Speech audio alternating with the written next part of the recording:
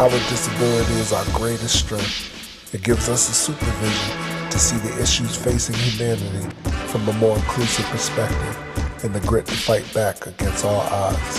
Welcome to Super Adaptables, the More Than Walking Video podcast discussion.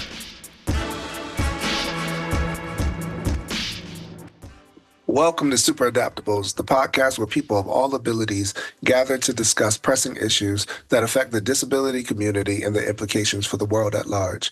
We are your host. I am Corey Pheez Lee, C4 complete quadriplegic since 2005.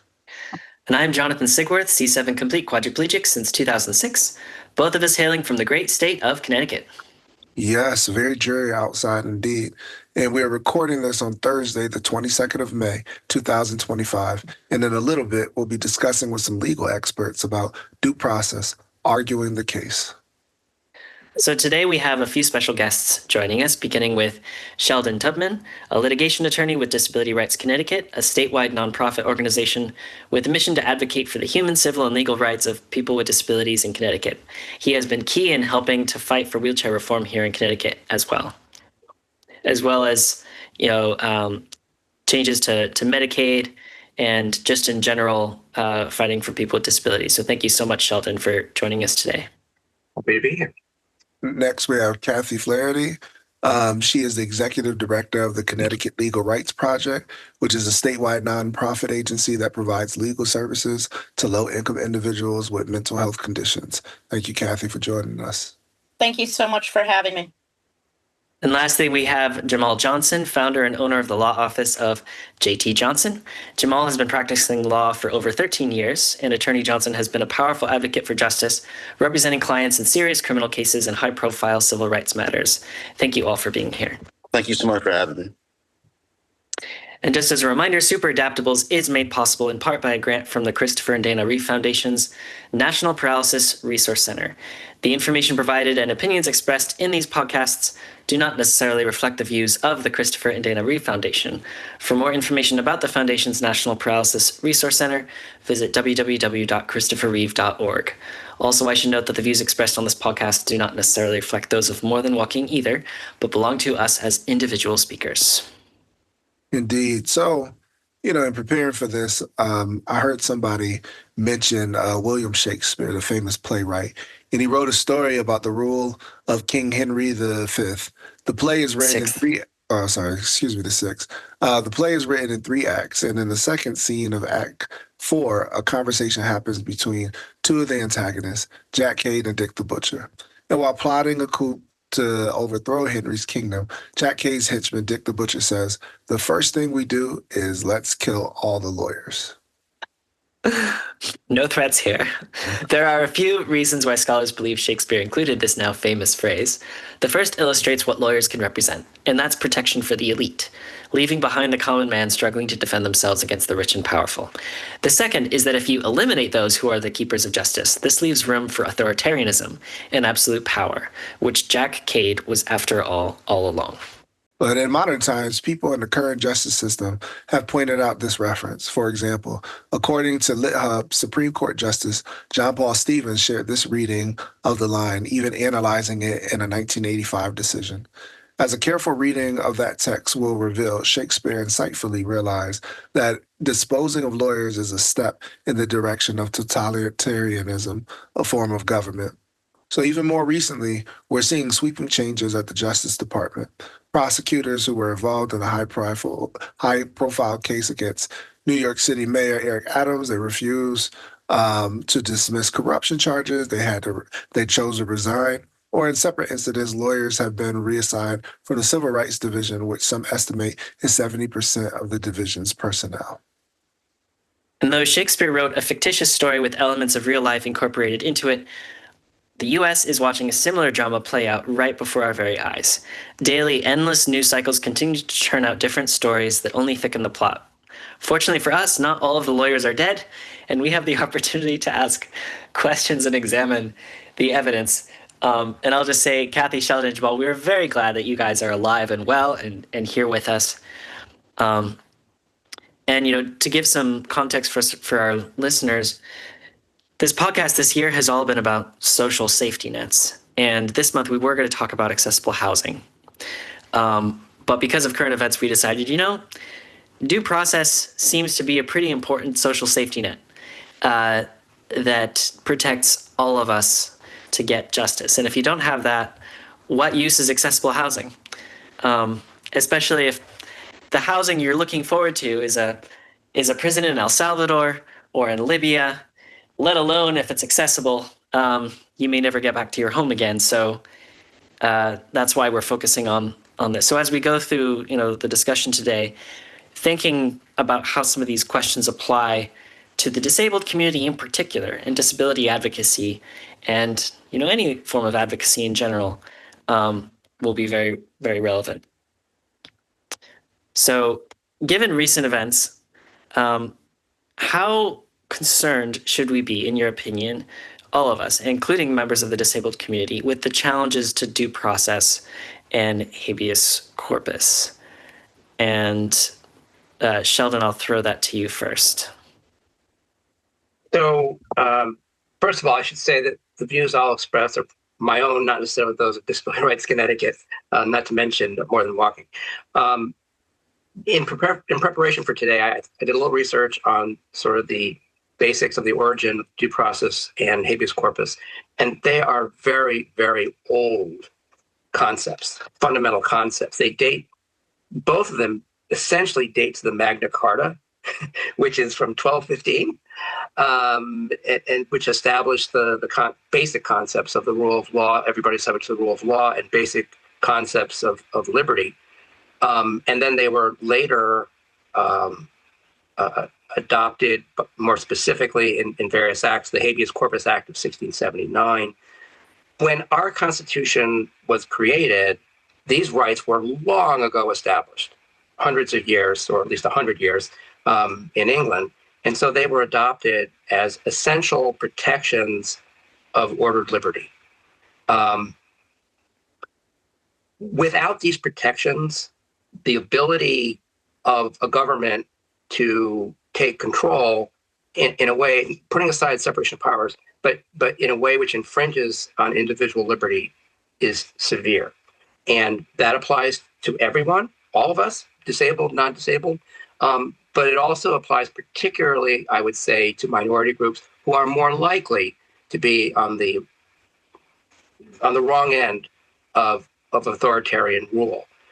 So there's a reason that the drafters adopted these two critical rights in writing our Constitution. And I should say that these rights are for everybody. They're not just for citizens or even legal permanent residents, because the reason I say that is that the language chosen is person, not citizen, which in other places appears in the Constitution.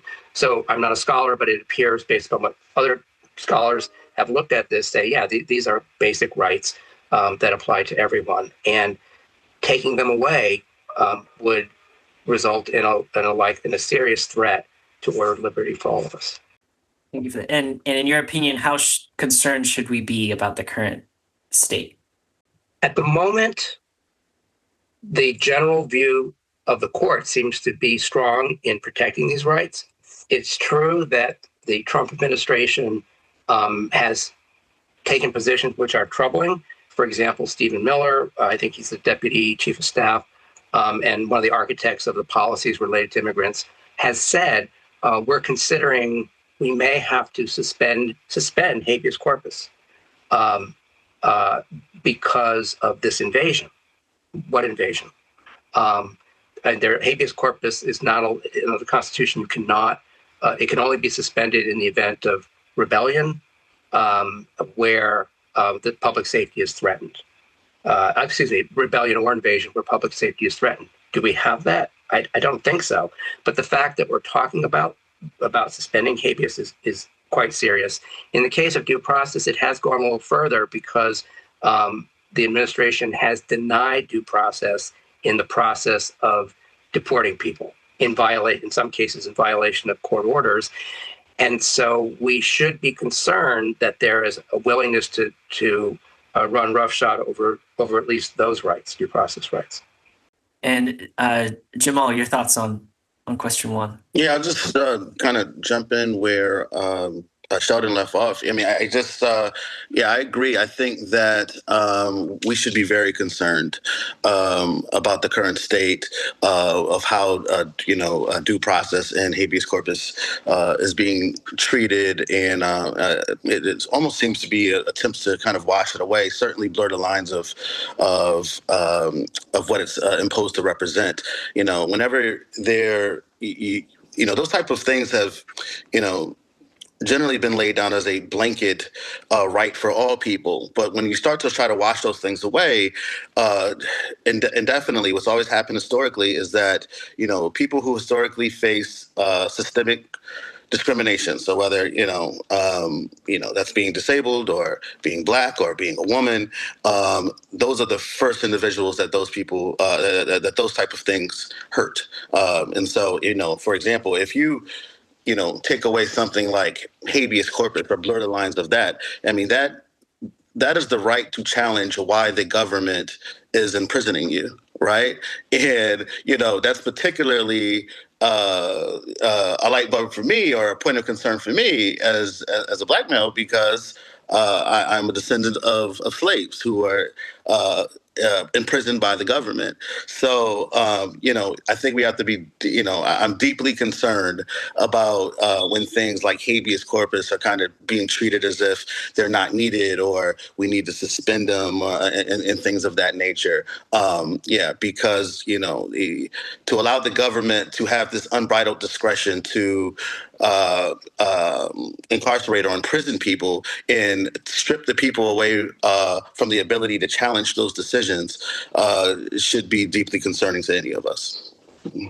Yeah, no, yeah, I think both of you guys are spot on about that. I want to get Kathy's feedback from the perspective of, you represent uh, individuals who have, mental health issues that arise, and what kind of threat is it, in your opinion, to that community specifically, who may not understand the due process that they're entitled to should they find themselves in police custody? I appreciate that question so much. And I think, especially with the news report that just came out today, where it's been very clear that from the Trump administration and with the Secretary of Health and Human Services, Robert F. Kennedy, are really talking about institutionalizing people again. And they're not talking about voluntary community-based mental health care for folks who need it, but talking about depriving people of liberty and putting them in situations where they don't necessarily want to be as a means of controlling them. And both due process and habeas corpus are the tools that we have to prevent unjust deprivation of liberty. And as Sheldon and Jamal both pointed out, these are fundamental rights that have been present since before the founding of our country. Not for everybody when our country was founded, but they really have been there, and they have been tools that lawyers have been able to assist people in using to address government action that steps way over the line. And to think that you have elements of the government saying either that we're just going to suspend it, or we don't want to invoke it, or we don't believe in it anymore is deeply troubling. I also should put on the disclaimer that my positions today are just my personal opinions and not those of Connecticut Legal Rights Project. No, indeed, and I appreciate that, and I also appreciate Sheldon for the historical reference of the Magna Carta in 1215, which it's in clause 39, and it specifies something that I think is so I think troubling, and leads into what Jamal said. It says that no free man should be deprived of life, liberty, or property. Right, so you get this idea that you have to be free, right? And if you're free, you kind of are like within this context of citizenship. And the problem seems really more systemic, because though we adopted it, we also enslaved people, right? And now we're doing a different type of enslavement with overpopulation of prisons. We put people in jail very quickly for minor offenses because we're just trying to get rid of, well, in some ways, it seems like waste, fraud, and abuse. But John, I didn't know if you want to kick it a question too, if you had anything else to add to that. Yeah, well, I mean, a thought that's come to mind speaking with you guys is, one of the main excuses is that, these are terrible people. These are terrible criminals. People have committed terrible crimes. And, as lawyers, as legal experts, maybe we can speak briefly about why is it important that we do not dehumanize the criminal element in our society? In that, like, this is not a valid excuse for eroding the rights that we all have. And I just think about other countries like Norway or others that have very generous justice systems where it is about reintegration, it is about rehabilitation, it is not about revenge and vengeance and sending human beings into foreign prisons for the rest of their lives with no hope, and or making being an illegal immigrant the worst possible crime you could ever commit. I guess what perspective should listeners take kind of moving forward as we talk about this?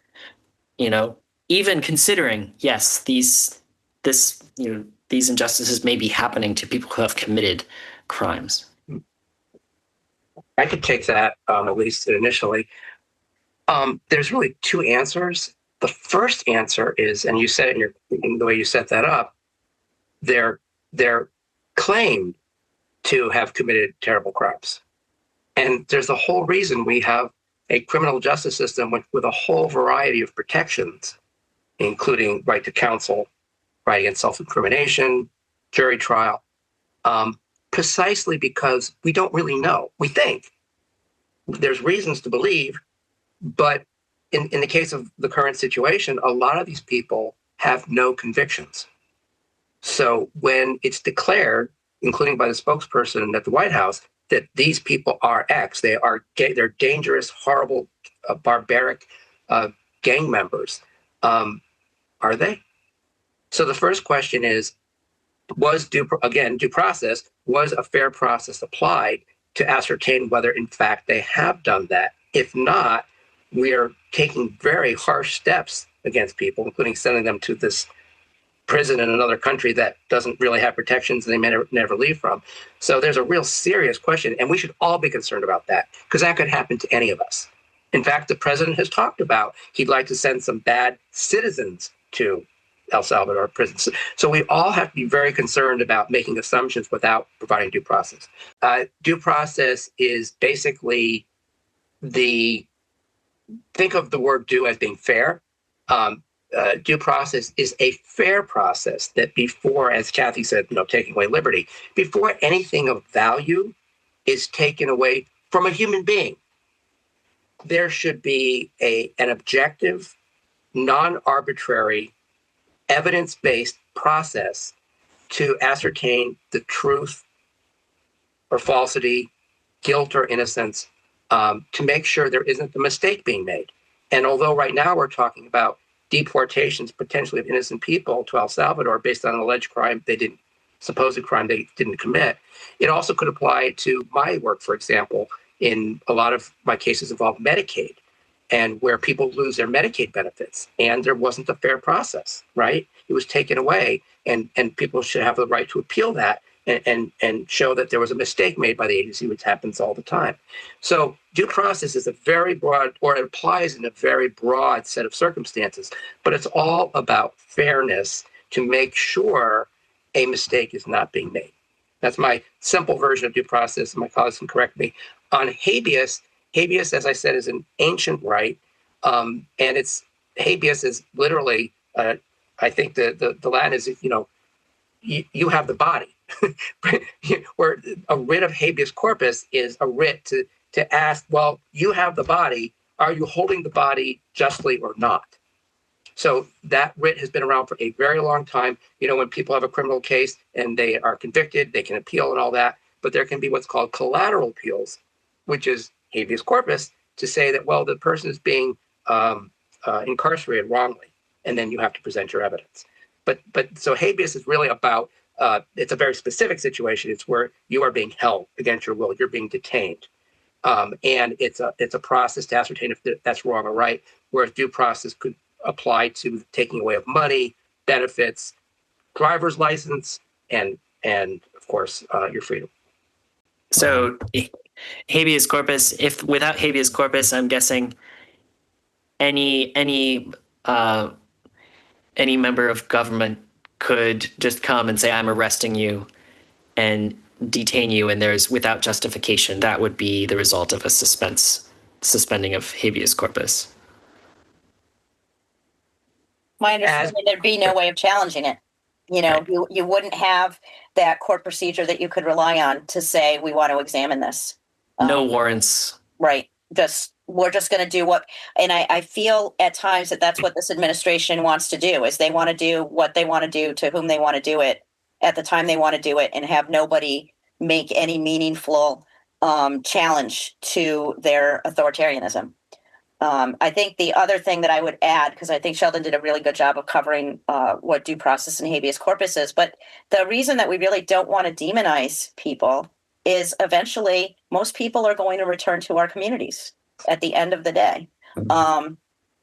And, what can happen to the least of us can happen to any of us, and it may just be a matter of time. So just because some people think it's okay to demonize certain groups of people, that can be flipped on a dime and done to any of us. So I think we all should be concerned about it. So with that being said, and Jamal, maybe you can elaborate on it. So with habeas corpus, we know, and now we're understanding that you can be able to challenge that detainment. But would that, if they were to try to suspend that, would that nullify Miranda rights? Because Miranda rights kind of inform you of your right to legal counsel, your ability to be able to essentially like defend yourself. Could you just explain a little bit how maybe those two work together? What are Miranda rights? And is that the beginning of due process? Sure. No. So think about habeas corpus as a tool within your toolbox of due process, right? So habeas corpus is one of the tools you can use. Now, if you think about it, you're usually in prison by the time you're exercising habeas corpus. So there's a lot of things that have, generally in our legal system, there's a lot of things that have happened before you end up in prison, and you're challenging whether that imprisonment is constitutional or legal or things of that nature. For example, I have a case that I'm working on now where a person is imprisoned and they're challenging whether the legal sentence that they were given is legal based on the fact that the charge that they were convicted of has a lesser maximum period of incarceration than what he was given in the first place, right? So the charge he was given has a maximum period of incarceration of 10 years. The judge gave him 15 years. So we're challenging whether that's legal. I would say no. I mean, so Miranda rights, though, if I'm not mistaken, come out of your Sixth Amendment right, which is a part of due process, right? So what Miranda rights says that if you are in a custodial interrogation, then you have to be Mirandized before you are presented with those questions. So you are stopped by the police, you are not free to leave, and the police now wants to ask you questions. Before they do that, they are supposed to Mirandize you and inform you of your right to remain silent, your right to have counsel present, things of that nature. So again, Miranda is another tool, which is, I think it's Arizona v. Miranda is a case that it comes out of. And so— I think 1966. Here you go. So yes, it's another tool in your due process toolbox that you use. I mean, but as laid out by Sheldon, I mean, it due process goes. It's the right that steps in between the government depriving you of life, liberty, and property. Right. Mm-hmm. So literally, life to kill you or not. Liberty to take away your ability to move freely as we all enjoy, move abouts. And then property to literally can take your stuff, right? So, for example, there's something called eminent domain where the government can't, is able to come and take your home from you. But before eminent domain laws came, they could just do it without any recourse. Now you have to be compensated for that. Again, another tool within their toolbox of due process, right? You have to be given notice. So you can't have a hearing against you and you don't have notice that a hearing is against you. You have a right to know what crimes you're being accused of, right? They can't just hold you and you don't know, why you're there. You have a right to confront your accusers. So, a person can't, that's why a person has to take the stand and point to you and say, he did this or he did that. They don't have a right to just write a letter and, stay behind the curtain and you have a right to question that person, right? And so, get to the bottom of what exactly they're accusing you are of. So, yeah. So, there's a lot of different tools in that toolbox, and due process is what the fundamental right that stands between us and three things that I think we all find important, which is life, liberty, and property. So moving on to the next question, I kind of want to talk about, well, what are your your roles collectively, individually? How are you helping to ensure due process is given to someone who you represent or to the community you're fighting for? What does that look like on a day-to-day basis? And I guess, how do you feel like the lawyer industry, for lack of a better term, is doing on that front in this moment where these things are being challenged by the government? Yeah. So a lot of times, us as lawyers, we're the gatekeepers of due process, right? And a lot of times, if we don't bring it up, the court never knows that this person's due process hasn't been given to him, that he didn't get notice, that he wasn't Mirandized. We bring those things forward in the form of generally what's called motions, right? And we address those things that this person has fundamental rights of due process, and these are the due process fundamental rights that haven't been exercised in this particular instance, because generally no officer is going to come forward and be like, I did forget to Mirandize them before I asked that question, So those Let me are go things, back. Yeah. So those are things that we have to bring up, and we're the gatekeepers of that. We literally protect those rights. So going back to the earlier joke, everybody hates attorneys till you need them, right? And you need them to protect you. Yeah. I mean, I think another thing that we do, I think of what happens when people are civilly committed and deprived of their liberty by being placed in a hospital against their will. They're entitled to notice. They're entitled to counsel. They're entitled to cross-examine witnesses. They're supposed to, when they're getting examined by doctors, those doctors are actually supposed to give them something similar to a Miranda warning that lets them know that anything that they tell those doctors could be used against them. And it's really important that you pay attention to all those details. If you do see things that are not filed within the time frame, like Jamal said, that's when you can file motions to say this case should be dismissed. This petition should not happen, and this person should not be deprived of their liberty on account of it. And if the lawyer doesn't raise those issues, it's absolutely right. The court sees so many hearings that the court is probably not necessarily going to notice and ensure that everything has been done properly. So if that lawyer is really not a good gatekeeper and not, attentive to the details of that individual case, you could have individuals being deprived of liberty really without getting that fair process that they should have. I know I went through situation very young, where I had a public defender, and I just remember him just saying, "Hey, go before the judge, just plead guilty." I was like, "What?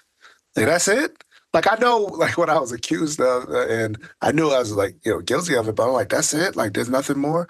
But then I had another public defender who told me, he's just like, "Listen, what we're going to do, we're going to ask for this because it is your first offense," and he walked me through that process, and I felt highly confident and less stressed out and nervous to, I could have been facing possible jail time or some large fine, didn't know what to expect. But like you said, having somebody that is responsible and taking care of those needs. And I would say definitely kudos to Sheldon and the work that he's been doing with the wheelchair repair bills and the Reform Coalition. But Sheldon, in your work with the organization, like how do you make sure you ensure people are receiving due process?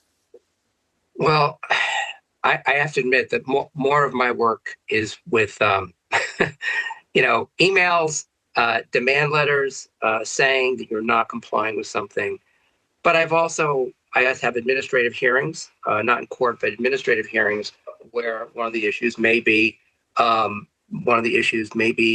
specifically whether the person got proper due process. And I have a case like that from a few weeks ago where a prescription drug was denied to them under Medicaid at the pharmacy. And, there's a fight about whether that was correct or not under the state laws, the state Medicaid laws. But what about written notice? What if it was a mistake, right? And there's no written notice where the person's told why it was denied and the right to a hearing and all that. So that's one of the issues that's being addressed right now in administrative hearings. But we've also been involved in court cases where we affirmatively have challenged. I mean, in the criminal case, it's more a defensive posture, but we've been involved. I've been involved in several class actions where you affirmatively go to court to seek a court order saying that the state agency is not complying with due process generally.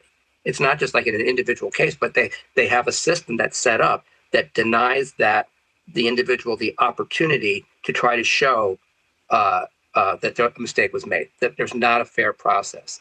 So there's a whole range of situations in which myself, my colleagues, can seek to enforce it up to the point of being in court. Kathy and Sheldon, those two examples are really interesting because recently, I mean, in the news, we're hearing about due process from, deportation context, but thinking about it in the medical context of like being unjustly institutionalized or being kicked off of Medicaid or being denied a prescription, like those are situations where it could never be justified. Like, would you accept, this happening to you or someone without it being fair process? And they'd be like, no. Then why would you accept that in a criminal context either? Absent maybe the possible labeling of this is such a bad person, they don't deserve this medication because they've committed some crime. It just doesn't make sense, and we should be able to analogize that to a situation with criminal accusations as well. But just wanted to throw that out there. Mm-hmm. So many say that we are a country of laws, and the Constitution is often cited when referring to what keeps American democracy together. However, many fear that we are in a constitutional crisis. So what would that look like? And in what ways could the Constitution be weakened illegally? We have the three branches of government, and they're co-equal branches, and they all serve as complicated checks and balances on each other as set up in our constitutional structure, right? What happens if one branch says, that doesn't apply to me? That is to say, well, I don't have to follow those rules. I have the right to just disregard the rules in the Constitution and do what I want to do. I think that at the point where you have that situation going on, it probably is a constitutional crisis. I don't think we have that now because the statements we'll take the federal administration, the statements from the president and the secretaries is that we are complying with the court orders. So I'm talking about the executive branch, and I'm talking about the courts. They are saying we are complying. Kristi Noem, the Secretary of Homeland Security, I think yesterday or the day before, was asked directly, and she testified that we are in compliance with all court orders. Now, that is demonstrably not true. A court just yesterday, I think shortly after she testified, found the administration directly in violation of a court order that said people cannot be deported to a third country they didn't come from without at least 15 days notice. They gave 24 hours notice and put them on a plane and sent them. So they're out of compliance with the court order. The judge said so. But the point is that they are claiming to be in compliance. And I think that as long as they still accept the basic structure, that they're bound by what the other branch says, it's not a constitutional crisis. It becomes a constitutional crisis when those cases go up to the Supreme Court.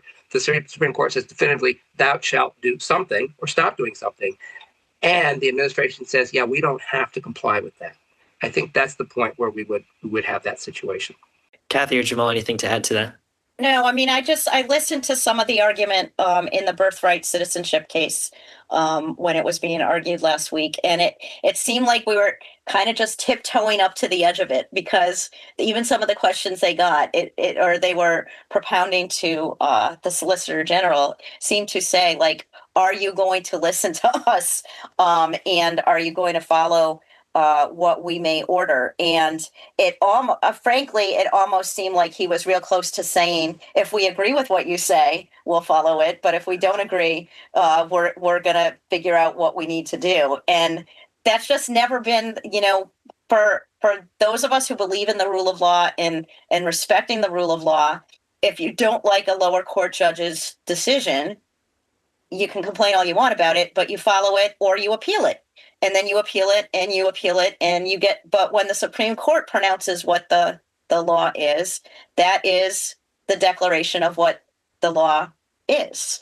It just, the sheer boldness of seemingly asserting that we'll go along with it if we like what you happen to say, but we may choose not to if we don't, is just rather stunning.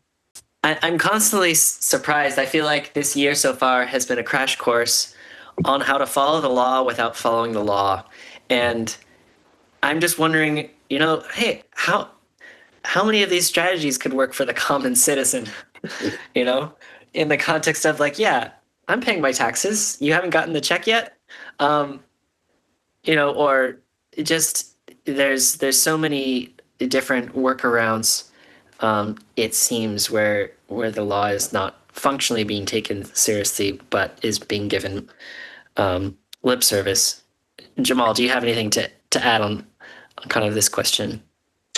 Only to say that, where I think that the biggest threat will likely show up is with the use of, like, an emergency. Like, no, there's an emergency going on, and we just don't have time for all these the due process and procedural safeguards, and we have to just implement this thing. And while that could be a real thing, I don't think that's what we're facing at the moment. But I could see the use of media and propaganda to try to push illegal laws forward under the name and auspices of there being an emergency. So Yeah, I think mhm. I think everything you guys said is well put. For me, and this is just my opinion, I see the slow erosion of, I guess, the ideals that make us a democracy. The Constitution is a very, very old document, but it has such broad language in there. That's why there's amendments and people ratify things and what have you. But I think about when each party takes control, they in some ways take a little bit off of it through media, propaganda, the messaging that they use. Take, for example, we go back in time 7 years ago when President Trump was in office, and this goes back to, due process. He made comments to a group of police officers, and it was directed at, MS-13 gang members. And he said, I want them to not be so nice. You see a guy just murder somebody, you just put him and you just, don't be too nice. You can kind of be rough with them. Or he's even said things about protesters. If you see him throwing tomatoes, you have my permission to, do, some harm to them, and I'll pay the legal fees, right? So we see the ability to take due process, break it down for people that you think are just criminals. But yet, when you are in a position, such as the president has been, where you've committed a crime, you've used due process. You use the court systems because you have the amount of resources. And those things, like Jamal said, that if you take something like an emergency declaration, then you can say, yeah, we don't have no time. We can rush people. We can rush things through. And we're seeing that because, the president admitted, like, we don't have time to do all these court cases for all these individuals, right? So we have to just kind of process them out. And I think that's the danger in how our Constitution can be broken down. But again, that's just my thoughts. And the emergency thing, I agree with Jamal about how that couldn't really test something when there's a true emergency. It is true, however, that the president has already issued many executive orders declaring there's an emergency, specifically, not exclusively, but mostly around immigration and the border, and that is being used as when he said we don't have the ability to do trials. It wouldn't be full trials, but any kind of process for thousands, millions of people. We can't possibly do that. That is premised upon a claim that this truly is an emergency. It's not, but it is used as the basis.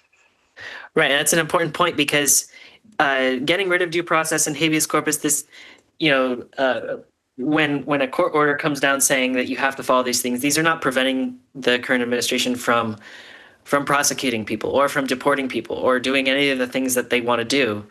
It just takes longer because there's a process to make sure it's done fairly. But it's not messaged that way. They're saying that they're preventing them from doing it, period, which is not true. But before we wrap up, I just want to get your guys' thoughts on, the current administration is arguing these non-traditional interpretation of parts of the Constitution, especially regarding due process, habeas corpus, birthright citizenship. What would the results look like if these interpretations were fully enacted? And what would it take to formally change the Constitution legally to match those interpretations? And the last thing, I researched it. Oh, I was going to say, yeah, if you did the research, Sheldon, go right ahead. It's just the nuts and bolts of amendments. Amendment, yeah. The first thing is an amendment has to be proposed either by the Congress with a 2/3 vote of both houses, or, that's one view, or a constitutional convention called by 2/3 of the state legislatures. That's the proposal part. And then the second step is ratification, and that happens by the states in one of two ways. It has to be ratified by 3/4 of the states, or 38, and it can be either through the state legislatures doing it or state conventions. I guess they can do it separately, differently, but you're going to have to get 3/4 of the states to ratify it. That's a big deal. That's a heavy lift, and that's why our Constitution is very rarely amended. That sounds like too much work, Sheldon. Isn't that why we don't have the Equal Rights Amendment yet? Right? Yeah, I think a 38th state finally voted for it, but they said it was too late, so that process sucks. Yeah. So I answered the easy question, which is what's the nuts and bolts of doing a constitutional amendment? But your first question is more profound, which is what happens if these rights are taken away. I think we've talked about it the entire time. I mean, the mass detentions or deportations without hearings, children being born in the U.S. Who are supposed to be given due process rights, not being deported and not given those due process rights. I think it's all the things that we're saying that there's a concern of it. I think we're actually at the commencement of those things if something doesn't get done or things don't change quickly. Yeah, and I think that's really what's scary. I mean, we're having so many different conversations between, Medicaid being taken away from people in terms of, okay, if you are here illegally, you shouldn't be on this system.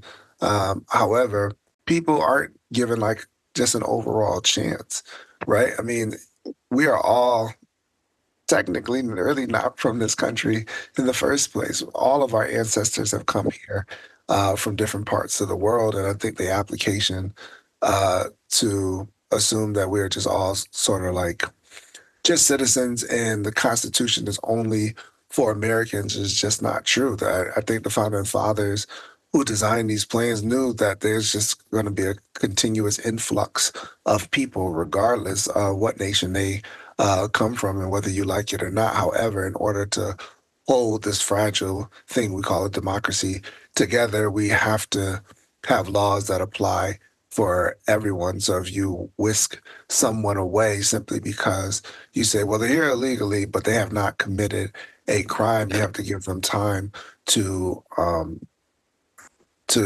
prove why they're here and give them all the things that they need. So I agree a lot with Jamal. I think we are seeing what it could look like, and what's scarier, what John was mentioning in a previous podcast episode, is just this idea of somebody who has been convicted of a crime, and you whisk them away and deport them to another country. But what if that person is in the appellate process? What happens if they're in another country? Who flies their lawyer out to talk to them? Are their rights to that same legal counsel gone simply because they've just been convicted? So I think there are a lot of questions that are going to go unanswered, and I think that's the scary prospect. One note I heard regarding the birthright citizenship, if that does come into play, where the government's able to win in certain states in lower courts that birthright citizenship is gone, but other states it's not, or if it ends up being nationwide, that means every pregnant woman giving birth, every couple heading to the emergency room hospital, you have to bring your birth certificates with you. You have to bring proof of your citizenship. You have to find that document and bring it with you in those critical hours. Otherwise, the citizenship of your child may be in jeopardy, which is just a scary thing to consider. That could cause chaos. But I guess real quick, unless anyone else has anything to add on this one, I just wanted to, what are your suggestions to people, hearing about this? They're concerned. They're concerned about due process. They're concerned about habeas corpus. What if they want to go out and let their voice be heard in the form of peaceful protest? What are things that advocates and normal citizens should keep in mind if they're going to go and engage and try to have their voice heard in that way? Well, I think as we talked about earlier, that is a legal form of assembly. The right to assemble in peaceful protest of our government is another one of those fundamental rights that we have, and people should certainly be encouraged to speak out and contact and speak to their representatives in this representative democracy and let them know what they're thinking about these issues. Yeah, I would encourage people to do whatever they can within the confines of the law to make the changes they want to make. So yes, as Kathy said, peaceful protest is firmly rooted in the First Amendment of our Constitution, and I think people should exercise that. They should find out, what they need to know in order to do that in a legal way. You should write your state legislature. You should get in tune with the lawmakers and make sure they're hearing you out. And I think that this podcast is also doing it, right. Just these conversations, and this will get aired, and people will hear it, and the more we, So I think we're. That's what I would suggest. It's not my area, but if somebody's going to physically protest, that is to go out on the street, somewhere and peacefully protest, one of the things that seems to be a good idea is to be prepared to video any interactions with law enforcement. In many cases, that has been very helpful. And I believe I don't quote me on this because I'm not sure, but I believe there are some laws that protect individuals' right to do that. In interactions. It doesn't hurt to be prepared in the event there should be any kind of conflict like that. I would also caution people because, there's like legally what you're able to do, but there's also like a practical realm to that too that you have to consider. In self-preservation, I think is important to people, and so for example, you get arrested or you get detained, you have to assess the situation. It may not be the wisest thing I know my rights and I have this right and that right. And because you could escalate a situation, and the bottom line is you want to get home to your loved ones, and, there's other ways to fight that. So it's good to know what your rights are and things like that. But you're not going to win, for example, like a physical battle with a police officer on the street. They have all the guns, they have all the resources, they have all the manpower. You can't win that. So it's good if you can document it the best you can, be that video or whatever that may be, and then you go home safely, and then you hire a lawyer to go after those type of situations where your rights have been violated and things like that. So I just want people to consider also the practical side of these real life situations. Listen to what he said, because I don't do that kind of work. He's been there, and he's talking from experience. Call your lawyer. That is the most important right. Always find a lawyer in advance. Well, guys, thank you so much for sharing your wisdom, your experience, your perspective in these very chaotic, uncertain times. It gives us. It's reassuring to hear that there's people like you who are fighting for the everyday citizen, our neighbors, each other, and please keep doing what you're doing. Again, thank you guys for participating in our More Than Walking video podcast discussion. Stay tuned in and sign up for the More Than Walking newsletter at morethanwalking.com to learn about the topic we will cover next and how you can participate. Also, like, comment, and subscribe to our More Than Walking YouTube channel to watch each podcast, and click that notification bell so you are alerted when new episodes drop. Follow us wherever you listen to podcasts. Just search for More Than Walking or Super Adaptables. Until then, remain encouraged, stay hopeful, and above all else, Keep adapting.